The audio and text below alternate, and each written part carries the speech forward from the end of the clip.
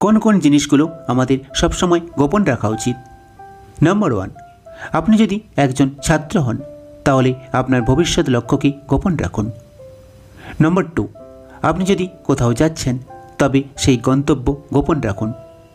এমনকি আপনার ছেলে বা মেয়ে এখন কোথায় থাকে সে ব্যাপারেও সঠিক কাউকে বলবেন না। নম্বর 3, আপনার স্যালারি কাউকে সঠিক বলবেন না, সবসময় এটি গোপন রাখুন। নম্বর 4, আপনার চাকরি যদি ইন্টেলিজেন্স ব্যুরোতে হয় তাহলে তা সম্পূর্ণ গোপন রাখুন। নম্বর 5, যদি আপনাকে কোথাও চাকরির ইন্টারভিউ দিতে হয় তাহলে আপনার প্রতিবেশী এবং বন্ধুদের কাছ থেকে এটি গোপন রাখুন। আপনি নির্বাচিত না হওয়া পর্যন্ত বলবেন না। নম্বর 6, আপনি যদি বিয়ে করতে যাচ্ছেন তবে বিয়ের আগে পর্যন্ত আপনার শ্বশুরবাড়ির ঠিকানাকে গোপন রাখুন। নম্বর 7, যদি আপনি বাড়ির কোনো জায়গা থেকে টাকা পেয়ে থাকেন তবে তা গোপন রাখুন। নম্বর 8, সবসময় ব্যাংক অ্যাকাউন্ট নম্বর এবং ব্যাংকের নাম গোপন রাখুন। নম্বর 9, যদি সম্পত্তি ভাগাভাগি হয় তবে বিষয়টি কেবল পুরুষদের মধ্যেই রাখবে, এমনকি পুত্রবধূদেরও সেই বিষয়টি থেকে দূরে রাখুন। নম্বর 10, বোন বা মেয়ের বিয়ের সম্পর্ক ঠিক হয়ে গেলে বিয়ের আগে পর্যন্ত সম্পর্কের বিষয়টি গোপন রাখবেন।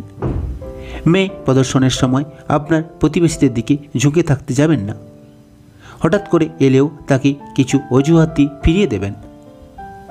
নম্বর 11, কিছু ভুল করে যদি আপনার বোন বা মেয়ে গর্ভধারণ করে নেয় তাহলে তা গোপন রাখুন। নম্বর 12, বোন এবং মেয়ের মধ্যে যদি কোনো প্রেমের সম্পর্ক প্রকাশ্যে আসে তবে তা গোপন রাখুন। নম্বর 13, স্বামী স্ত্রীর মধ্যে প্রেম সম্পর্কিত কথা গোপন বা মতের পারস্পরিক পার্থক্য সবসময় গোপন রাখুন। নম্বর 14, ছেলে নষ্ট হয়ে গেলে বা নেশায় আসক্ত হয়ে পড়লে তা গোপন রাখুন। নম্বর 15, ছেলে বিদেশে পড়তে গেলে তার সঠিক নাম ঠিকানা গোপন রাখুন, কারণ শত্রুরা আপনাকে বিদেশেও তাড়া করে থাকবে। নম্বর 16, সম্পত্তির কাগজপত্র গোপন রাখুন। আপনি যদি নতুন সম্পত্তি কিনে থাকেন তবে প্রয়োজন ছাড়া কাউকে বলবেন না। নম্বর 17, সমস্ত টাকা কোন ব্যাংকে আছে তা গোপন রাখুন। টাকা সংক্রান্ত পরামর্শ ব্যাংক ম্যানেজার ছাড়া কারো কাছ থেকে নেবেন না। নম্বর 18, ঘরে গহনা থাকলে বিশেষ করে কাজের মেয়ের সামনে নিয়ে বসবেন না, কারণ কাজের মেয়ে কোনোদিন বন্ধু হবে না। নম্বর 19, আপনার মোবাইল নম্বর শুধুমাত্র খুব কাছের মানুষের কাছে শেয়ার করুন, কিন্তু credit card debit card number কার সাথে শেয়ার করবেন না।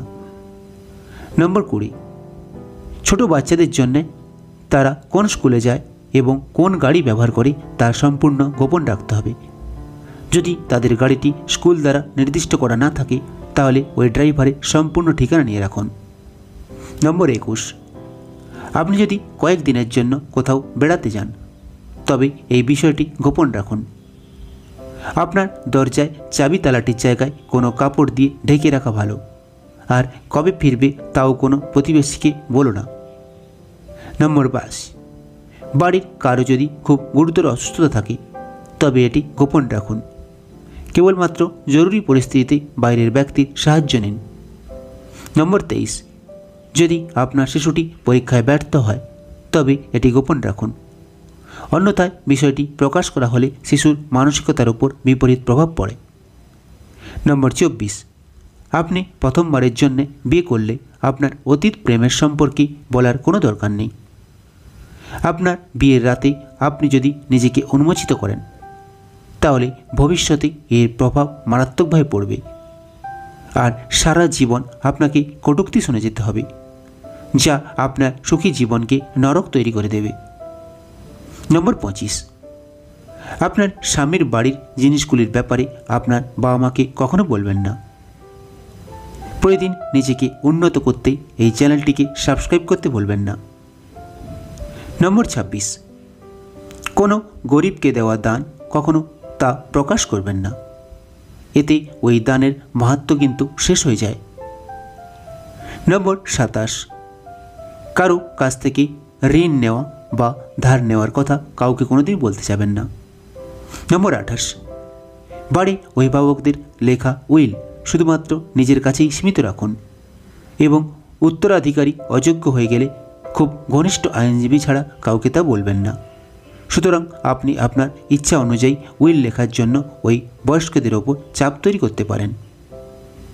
নম্বর 29, কখনো যদি কোনো নিকট আত্মীয়ের সাথে অবৈধ সম্পর্ক থাকে বা নিকট আত্মীয় যদি কোনো অনৈতিক কাজ করে থাকে, তবে ওই আত্মীয়ের সাথে যা খুশি তাই করুন। তবে এটি বাইরের কোনো তৃতীয় ব্যক্তির জানা উচিত নয়।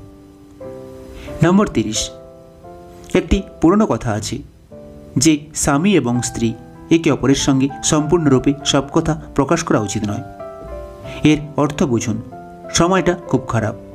বন্ধুরা সাবধান হন। অনেক ঘটনা ঘটেছে যাতে এক বন্ধু আরেক বন্ধুর জীবন শেষ করে দিয়েছে। বন্ধুর সাথে খাওয়া দাওয়া করার সময় সাবধান হন। কিছু লোক এমন ভিডিওকেও অপেক্ষা করে দেয় এবং তাদের জীবনের সাথে সম্পর্কিত সেরা তথ্যগুলি ছেড়ে দেয়। আপনাকে আমার পরামর্শ, আমার মনোবল বাড়াতে চ্যানেলটি সাবস্ক্রাইব করে ভিডিওটিকে লাইক ও শেয়ার করার জন্য অনুরোধ করছি। ধন্যবাদ বন্ধুরা, ভালো থাকবেন। আর ভিডিওটি ভালো লাগলে অবশ্যই একবার শেয়ার করবেন।